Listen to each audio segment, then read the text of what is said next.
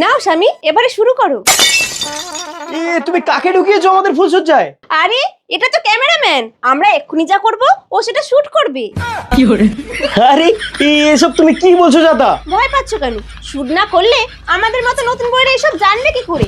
আর না জানলে তো তোমাদের মতো পুরুষদের উপযুক্ত বউ হতে পারবো না। আরে বাড়া, আমার তো পোড়া কপাল রে, এ বউয়ের তো মাথার দোষ আছে রে। চুপ, আমার মাথার কোনো দোষ নেই।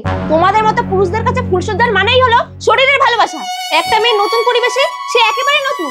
ফুলসজ্জা মানে শরীরের ভালোবাসা নয়। ফুলসজ্জা মানে হলো পবিত্র ফুলের সজ্জিত বিছানায় একে অপরের ভালোবাসা আদান প্রদান করা, একসঙ্গে সারা জীবন থাকার শপথ নেওয়া। তুমি তো মহান, তুমি আমাকে ক্ষমা করে দাও, আমি বড্ড ভুল করেছি।